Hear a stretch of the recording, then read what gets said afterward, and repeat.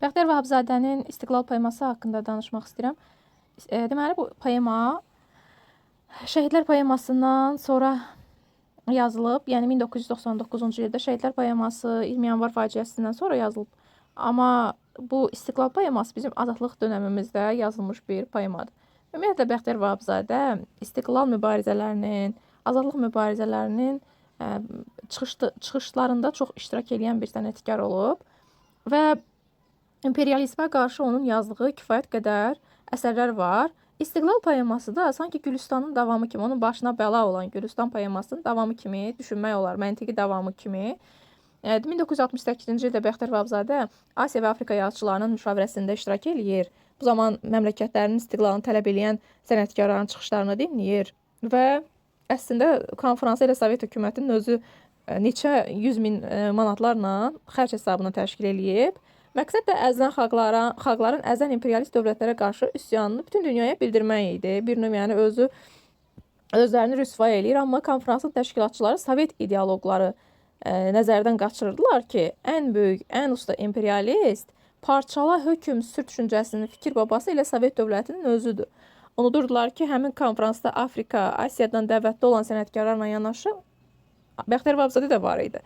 Və o yaşadığı Sovet quruluşunun eybəcər, hiləgər, imperialist sifətini çox gözəl görürdü, başa düşürdü və elə onun əleyhinə də Neo adlı şeirin ilk misralarını yazırdı. Ömrü boyu istiqlal arzusuyla yaşayıb və ömrü boyu da bunu həyat devizi eləyib özü üçün. Həmin şeirin ikinci misrasında belə bütün əzəməti, gerçəkliyi ilə bütün həyat proqramı öz əksini tapıb onun Bəxtiyar Vahabzadənin. İstiqlal poeması 1999-cu ildə yazılıb. Biz bilirik ki, müstəqilliyimizin bərpası 1991-ci ilə təsadüf edir. Yəni 8 il sonra. İstiqlaliyyət qazandığımız 8 il sonra. İndi gəlin bu əsərin xüsusiyyətlərinə baxaq. Mən bu əsər hecə vəznində qələmə alınıb. Biz bilirik ki, Bəxtiyar Vahabzadə hər üç ədəbi növdə yazıb və bu əsər də hecə vəznində yazılıb. Süjet xətti yoxdur. Bəzi poemaların vahid süjet xətti olmur. Bu da onlardan biridir. Bədii suallara yer verilib. Məsələn, burada mənim bəxtimi kim nə zaman açar? Zəncinin bəxtini açan Allahım, bəs mənim bəxtimi nə zaman açar? Qafiyə quruluşu AB şəklindədir və həm çarpaz, həm də aşma qafiyələnmənin üzərində qurulub. Dünyada baş verən azadlıq mübarizələri burada təqdirə layiq hesab olunur bu əsərdə. Bir neçə əsərlərlə müqayisə eləyəcəyik biz bunu. Gəlin, bənd-bənd indi baxaq. Görək burada nədən danışır? Hansı mövzulara toxunulub, dil məsələsi varmı, azadlıq məsələsi varmı, 20 yanvar hadisələrinə toxunulubmu və s. və ilaxır. Bir çox məsələlər var burada. Gəlin baxaq. Dünya çalxalandı, sular duruldu, tərsinə dolandı, əsrin məhvəri, zaman hökm elədi, vaxt hakimi oldu, ayağa qaldırdı qul millətləri.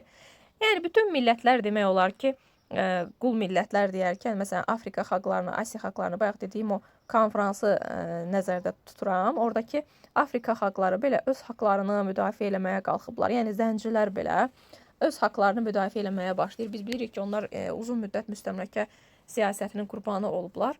Amma onlar belə artıq mübarizəyə başlayıbsa biz nə üçün başlamayaq? Qullar silahlandı qəzəbdən, kindən, ayıra bildilər dumandan sisi. Yəni yaxşı ilə pisi bir-birindən ayıra bilirlər. Qovdu ağasını məmləkətindən kölə Afrikanın kölə zəncisi. Ağa da təbii ki, onun müstəmləkə rejiminə salan insanlar, rejim nəzərdə tutulur. Göyə dirək oldu, amanım, ahım, halalca haqqımız bizdən yan qaçar. Zəncinin bəxtini açan Allahım, bəs mənim bəxtimi nə zaman açar? Yəni, bizim ahımız, amanımız, burada da məncə tək özünü nəzərdə tutmur, ümumi Azərbaycan xalqını nəzərdə tutur. Bizim haqqımız bizə verilmir, haqqımız əlimizdən alınır və deyir ki, zəncinin bəxti belə açılır. Yəni, zənci belə gəlib burada haqqını tələb eləyə bilirsə, bəs bizim bəxtimiz nə zaman açılacaq? Biz nə zaman tələb eləyə biləcəyik haqlarımızı? Yaman uzun çəkdi hökmü bu qəsdin. Ayrılıb ikiyə döndü bir vətən. Burada Cənubi və Şimali Azərbaycanı nəzərdə tutur. Bu poemada da, baxın, Gülüstan poemasında onsuz da Gülüstan müqaviləsi ilə Azərbaycanın ikiyə ayrılmasından danışırdı və o poemaya dönəmində yazmışdı həmin poemanı. Yenə həmin məqama toxunur ki, ikiyə ayrılır vətən. Gülüstan adlanan ifritəni, kağızı qələmi nədəmiş görən həmən o müqaviləni, Gülüstan müqaviləsini ifritə adlandırır. O kağız o yazı yumdu gözləri, yanan ürəklərdə od külə döndü. Bizim aramızda o gündən bəri Gülüstan tikanlı məftilə döndü. Deməli, bu Gülüstan tikanlı məftilə döndü deyərkən, yəni aramıza sədd çəkirlər də. Cənubi Azərbaycanla Şimali Azərbaycanın arasında sədd çəkilir Gülüstan müqaviləsi ilə. Bu da tikanlı məfti nə deməkdir? Sərhəd məftilə adətən tikanlı olur axı. Və həmin bu kağızın, yazının gözləri yumduğunu göstərir. Yanan ürəklərdə od külə döndü deyir. Bir vahid millətə iki hakimin dili doğmalaşdı, bu lap ağ oldu. Bax, bir vahid millətə, yəni bütöv bir millətə iki hakim deyərkən farslar və rusları nəzərdə tutur. Həmin bu farslar və rusların dili bizim millətə doğmalaşır. Şimali Azərbaycanda rus dilində, Cənubi Azərbaycanda fars dilində danışırlar. Bu da təbii ki, öz dilimizin sıxışdırılıb aradan çıxmağına səbəbdir də. Deyir ki, həmin bu bizim olmayan dilin bizə doğmalaşmağını ağ hesab eləyir müəllif. Ağını çıxartmaq hesab eləyir də bu işin. Doğma anamızın şəkərdən şirin bizə öyrətdiyi dil yasaq oldu. Ana dilimiz, dil məsələsinə toxunub burada. Dil məsələsi həm də harda var idi? Azad hekayəsində var idi, deyə bilərik. Sonra, gəlin indi bunu ümumiləşdirək bu hissəyə qədər. Deməli, zaman dəyişir və qul olan insanların milli şüuru ayılır. Onlar yalın əllərlə üsyana qalxırlar. Onların ən güclü silahı müstəmləkəçilərə qarşı olan qəzəb və kinləridir. Dünyada, belə bir şey deyimsə, dünyada baş verən hadisələr xalqımıza təsir eləyir, bundan bəhs eləyir, bu səhvdir, səhv olar. Nə olsun ki, orada məsələn qul millətlər ayağa qalxır, bu bizim xalqımıza təsir eləyirmi? Yox. Sadəcə müəllif bu fikirləri ilə bizə təsir eləmək istəyir ki, bəs onlar da qalxıb ayağa, biz nə vaxt qalxacağıq? Burada həm Rusiyanın, həm də İranın müstəmləkəçi siyasəti tənqid olunur.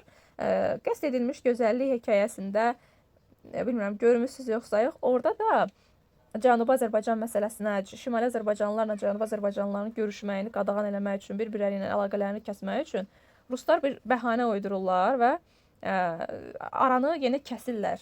Sərhədi kəsirlər ki, bəs bizim Azərbaycanlılar, soydaşlarımız bir-biri ilə danışmasınlar, bir-biri ilə əlaqə qurmasınlar.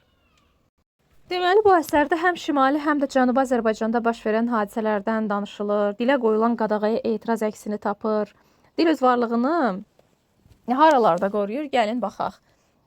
Bu doğmalaşır. Doğma anamızın şəkərdən şirin bizə öyrətdiyi dil yasaq oldu. Özündən, sözündən qaçaq dilimiz İstanıb, üşüdü, qarda, çisəkdə, metafordan istifadə edib.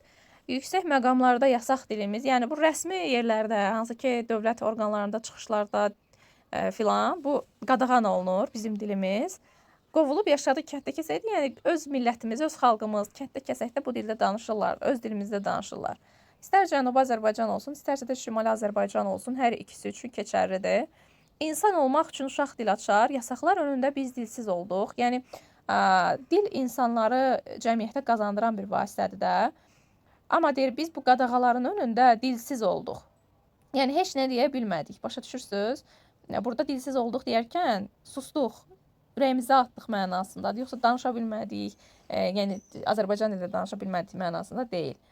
Dil varsa, xalq da var, şan şöhrət də var. Dil yoxsa millət yox, heç varlıq da yox. Bəxtiyar Vahabzadənin bir əsəri var, Latın dili. Orada deyir ki, dil ölsə də, yəni daha doğrusu xalq ölsə də, Latiya əyalətinin xalqı ölsə də, Latın dili yaşayır.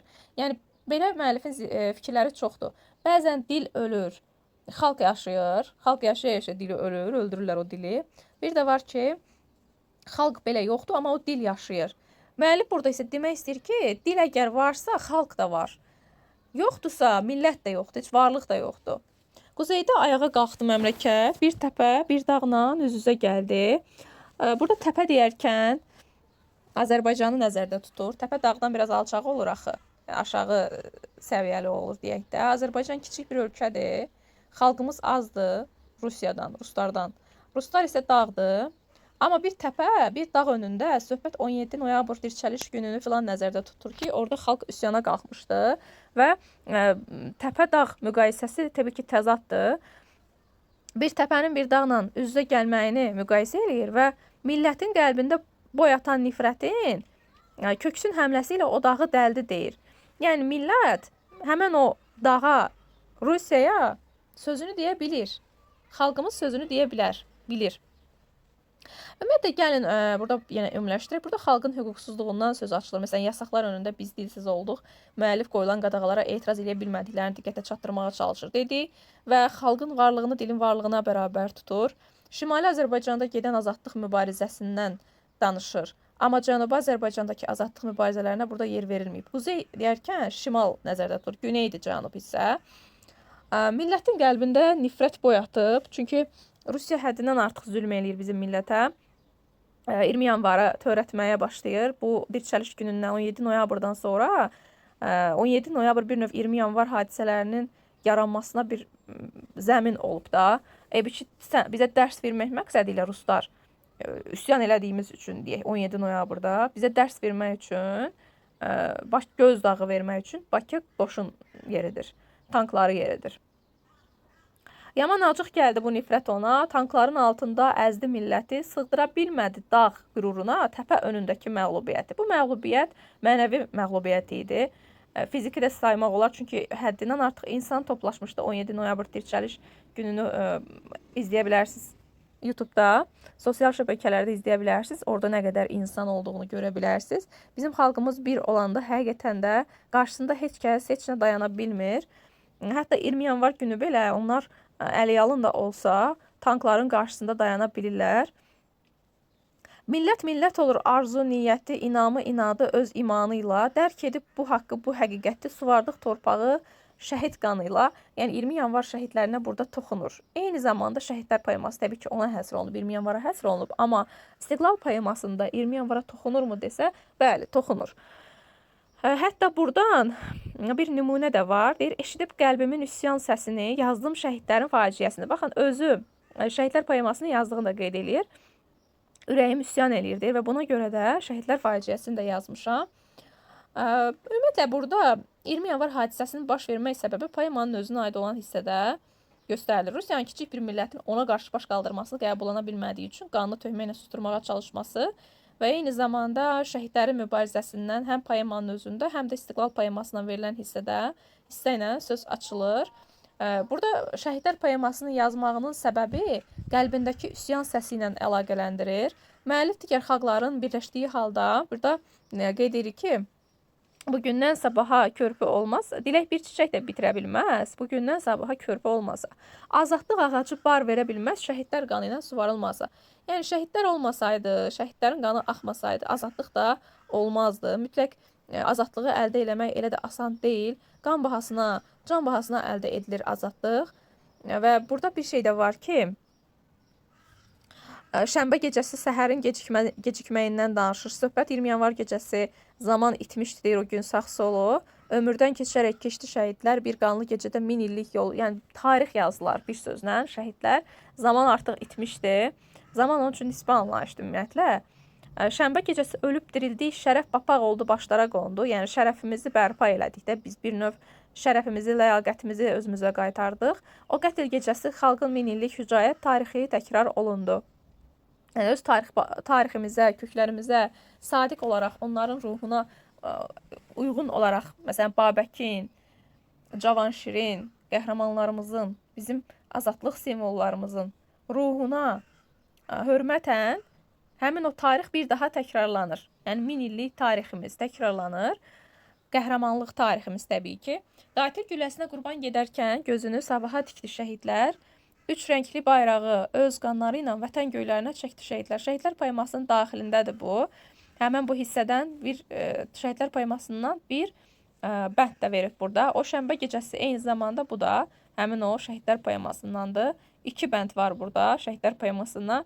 O şənbə gecəsi o qətl günü mümkünə döndərdi çox namümkünü. Xalqın qəlbindəki qorxu mülkünü o gecə dağıdıb sökdü şəhidlər. Yəni ürəyində qorxudan tikilən o mülkü şəhidlər neynir? Həmin o gecə 20 yanvar gecəsi dağıdıb sökürlər. Yəni qorxu bilməməyi öyrədirlər bir növ. Quzeydə yerini göstərdik ya da zorun təməlini haqq deşə bildi. Yəni Şimali Azərbaycanda haqqımızı tələb edə bildik. Onlara yerini göstərə bildik. Gördük bizdən başqa bu gen dünyada bütün ayrılanlar birləşə bildi. Bir ikən iki bu halımızla, deməli müəllif ümumiləşdirsək yenə Şimali və Cənubi Azərbaycanın bir-birinə olan həsrətinə əsərdə yer veriləcək və bir də burada hələ də ayrı olmağını qəbul edə bilmir şimalla cənubun müəllif. Deyir ki, bütün ayrılanlar birləşə bildi, amma bizdən başqa bütün ayrılanlarda bir ikən iki bu halımızla bir-birimizə həsrət qalmışıq. Biz hələ bu gün də xəyalımızla həsrətin üstündən körpü salmışıq deyir. Və davam eləyək. Daş körpü vəhdətim, daş Xudafərin, gərəksiz daşların qalağı oldu. Üstündən bir kimsə keçə bilmədi, bölünən bir xalqın gözdağı oldu. Burada Xudafərin körpüsü bir zamanlar xalqımızın birliyinin, bərabərliyinin simvolu olsa da, indi parçalanan xalqın gözdağı kimi təqdim olunur. Yəni artıq Xudafərin körpüsü bizi birləşdirmir. Parçalanan bir xalq üçün gözdağıdır. Çünki vaxtı ilə birləşdirib baxın, ona görə adama pis təsir eləyər ki, Xudafərin körpüsünü görsün. Hə, bir vaxt biz bu şimaldan cənuba gedirdik. Araz çayı üzərində çəkilib də Xudafərin körpüsü. Oradan cənuba, cənubdan şimala gedə bilirdik. Amma artıq gedə bilmədiyimiz üçün bu bizə dağ olub da, ürəyimizə dağ olub. O mənada deyir. Simvol olaraq birliyin, bərabərliyin simvoluydu, amma artıq xalqın gözdağı kimi təqdim edilir. Və 2 əsrdir ki, o daş körpünün 2 əsrdir. Bu tayında mənəm, o tayında sən 1828,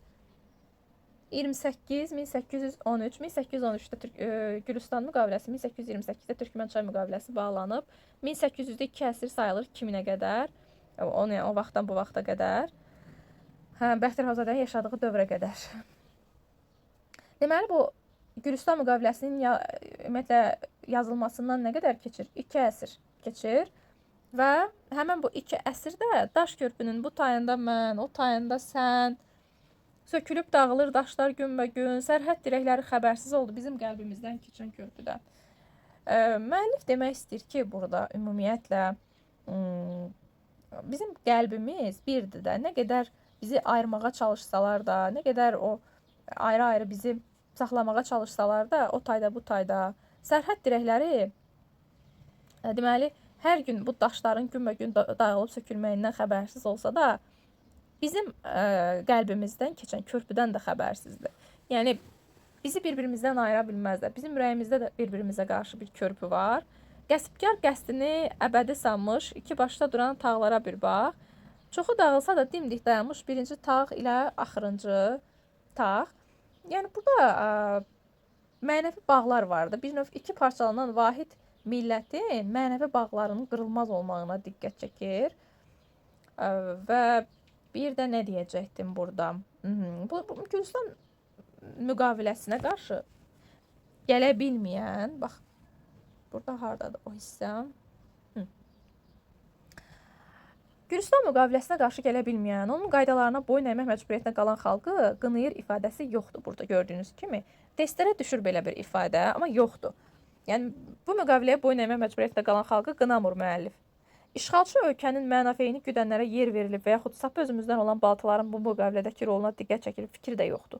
Belə bir şeylər yoxdur. İki parçalanan vahid millətin arasındakı mənəvi bağlar var və Xudafərin körpüsünün birinci tağı ilə axırıncı tağı, tağ bilirsiniz də nədir? Onları yəni birləşdirən hissələr deyək də, bax belə Xudafərin körpüsünün tağları. Aha. Bu birinci tağla axırıncı tağ nədir? Şimali və Cənubi Azərbaycanın simvolu kimi təqdim olunur. Onların sağlam qalmağı gələcəyə nikbin inam və dözüm yaradır. Yəni, burada nikbin inam var gələcəyə. Deyir ki, bax, iki başda duran tağlara bir bax. Çoxu dağılsa da dimdik dayanmış birinci tağ ilə axırıncı tağ. O tağın biri mənəm, o biri sənsən. Onlar əsrlərlə dözüb sellərə. Selin zərbəsinə tağlar dözübsə, nə gəlib arzusu bir könüllərə? Arzusu bir olan könüllərə nə gəlib? Əgər bunlar dözübsə bu qədər selə, küləyə, tufana, hələ də birləşməyə olan ümidimiz var burada. Ümidimiz ölməyib. Yəni, testdə düşsə ki, Gülüstan nədir, İstiqlal poemasında ümid yoxdur gələcəyə, bu səhv olar. Çünki deyir ki, hələ də yəni, dimdik dayanıb da o tağlar. Biz də dayana bilərik. Bütöv Azərbaycan ideologiyası təbliğ olunur burada. Eyni şeyi biz aid eləyə bilərik. Anamın kitabı əsərinə, Süleyman Rüstəmin Təbrizim əsərinə, İlyas Əfəndiyev Xurşud Banu Natəvan əsərinə, Mirzə İbrahimovun Azad hekayəsinə və s. və l-axır. Bunlara da aid eləyə bilərik ki, burada da Bütöv Azərbaycan ideyası öz məzmununla səsləşir. Və azadlıq mübarizədən keçir. Azadlıq əldə eləmək elə də asan deyil. Səsli qızda da var idi belə bir şey. Azadlıq elə belə əldə olunmur. Əldə olunanda belə o azadlığı qorumaq lazımdır. Və söhbət həqiqi azadlıqdan gedir.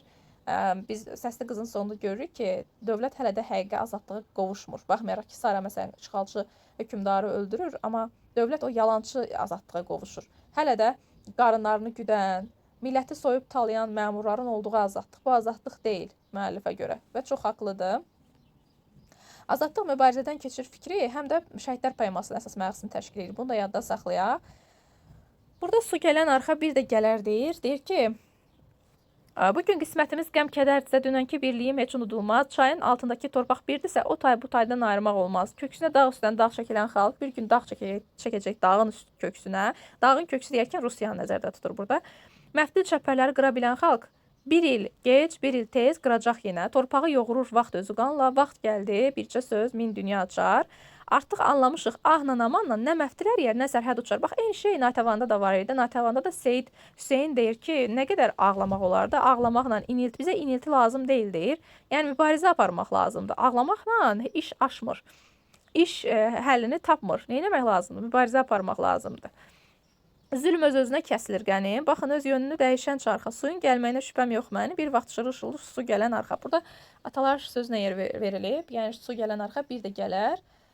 Burada dünya xəritəsində Birləşən Millətlər deyir, salaq yadımıza bugün cahanın rəngləri dəyişən 5 qitəsini, bir də görəcək Azərbaycanın güneyli-quzeyli xəritəsini. Yəni tezliklə Azərbaycanın birləşəcəyinə olan dərin inamını ifadə edir. Hardadır ay Bəxtiyar Vahabzadə? Hardadır? Məzmun üzrə iş. Bu hissəyə baxaq.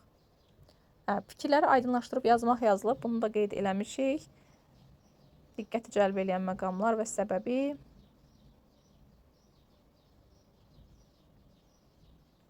Gəlin bu hissəyə baxaq. Vətənimizin ikiyə bölünərək parçalanması, Rusiyanın və İranın müstəmləkəsinə çevrilməsi ədəbiyyatımızda, incəsənətimizdə etiraz, acı təəssüf, kədər hissi ilə dolu yüzlərlə əsərin yazılmasına səbəb olmuşdu. Ciddi qadağalara baxmayaraq Bəxtiyar Vahabzadənin 1959-cu ildə çap etdirdiyi Gülüstan poeması böyük əks-səda doğurdu. Müəllif təqib və təzyiqlərə məruz qaldı. Ona millətçi damğası vuruldu. Ədib bu əsərində Azərbaycanı bölən tərəflərin hər ikisini yad adlandırır. Xalqın taleyi barədə ondan xəbərsiz hökm vermələrinə qəzəb dolu etirazını bildirir. Torpaq qeyrətli babaların yeni nəsillərə qoyub getdiyi ən dəyərli müqəddəs əmanət hesab olunur. Şair Azərbaycanın parçalanmasına imkan verilməyini xəyanət, Tomrislərin, Koroğluların, Babəklərin ruhuna təhqir sayır. Baxın, bu hissə testə düşür. Bu hissə Babəkin, Koroğlunun filan təhqir sayılması, ruhuna təhqir sayılması, qeyrətli babaların nəsillərə qoyub getdiyi ən dəyərli müqəddəs əmanət. Bunlar hamısı Gülüstandadır, İstiqlalda deyil. Görürsünüz, burada nə danışır? İstiqlaldan danışır. 1999-da isə Gülüstan poemasının davamı kimi nə yazıb? İstiqlalı yazıb. İstiqlalda artıq, baxın, xalqımızın iki dövlətlərinin mübarizəsi, şəhidlərimizin qanı bahasına əldə edilmiş müstəqillik və azadlıqdan danışır. Poemada xalqımızla, vətənimizlə bağlı taleyi yüklü problemlər də əksini tapır. Belə. Gəlin əsərlə bağlı yığcam sual-cavaba baxaq və mən sizə şəhidlərlə bunu müqayisə eləyəcəkdim. O müqayisəni də eləyək. Vacib qeydləri demək istəyirəm sizə. Deməli,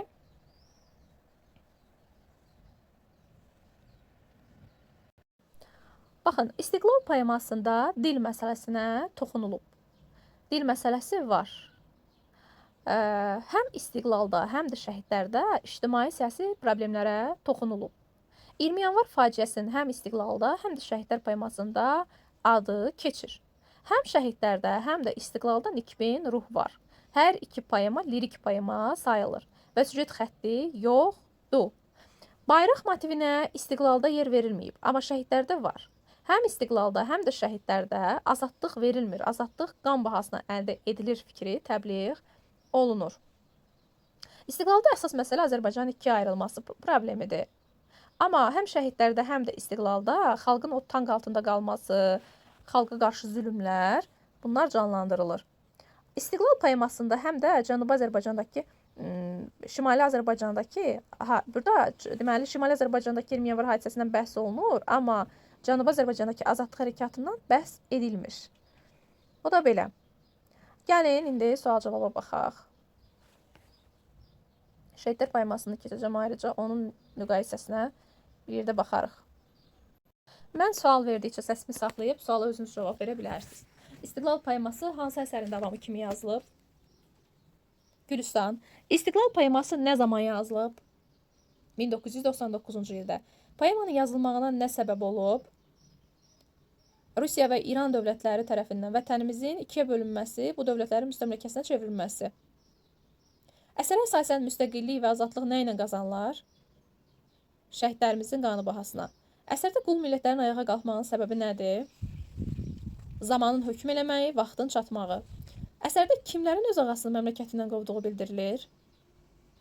Kölə Afrikanın kölə zəncisinin. Gülüstanı nə adlandırır? İfritə. Gülüstan adlanan bu ifritənin. Əsərdə nəyin bizə yasaq olduğu bildirilir? Anamızın bizə öyrətdiyi şəkərdən şirin dilimizin. Dilimizin yüksək məqamlardan qovularaq harda yaşadığı qeyd olunur? Kənddə, kəsəkdə. Əsərə görə dilin varsa nəyin var? Xalqın, şan şöhrətin. Əsərə görə dilin yoxdursa nəyin yoxdur? Millətin, varlığın. Bir dəfə bir dağla üzə gəl misrasında nəyi nəzərdə tutur? Şimali Azərbaycanın Rusiya ilə üz-üzə durmasını. Rus ordusunun millətimizi tankların altına əzməsinə səbəb nə idi? Azərbaycana məğlub olmağı. Torpağın nə ilə suvarıldığı bildirilir? Şəhid qanı ilə. Şair ikinci hissədə nə üçün şəhidlərin faciəsini yazdığını vurğulayır? Qəlbi üsyan etdiyi üçün. Əsərə görə azadlıq ağacı nə zaman bar verir? Şəhidlərin qanı ilə suvarılanda. Hansı gecə səhərin gecikdiyi vurğulanır? Şənbə gecəsinin 20 yanvar hadisələrinə diqqət çəkilir. Bir ikən ikiyik bu halımızla bir-birimizə həsrət qalmış misralar nə ilə gətirir? Bir xalqın bir-birindən ayrı düşməyini. Xudafərin körpüsünün birinci və axırıncı tağlarını dimdiyi ayaqda qalmağı nəyi simvolizə edir? Xalqın parçalanıb Arazın hər iki tayında qalmağını. Müəllif bir gün xalqı bütöv şəkildə birləşəcəyini ümid edirmi? Bəli. Müəllifin ümidli olmağını hardan bilirik? Suyun gəlməyinə şübhəm yox mənim, bir vaxt şırıl-şırıl su gələn arxa, bir də görəcək Azərbaycanın güneyli-quzeyli xəritəsinin misralarından bilmək olar. Bölünən xalqın gözdağı olaraq nə vurğulanır? Xudafərin körpüsü. Süjet xətti varmı? Xeyr. Nəyə görə əsərdə təkkiyə yer verilməyib? Lirik poema olduğu üçün. Poemada xalqımızla bağlı tale yüklü məsələlər öz əksini tapıbmı? Bəli. Əsərdə gələcək inam motivi varmı? Bəli. Poema nəyə həsr olunub? Milli azadlıq uğrunda mübarizəyə. Vəssalam.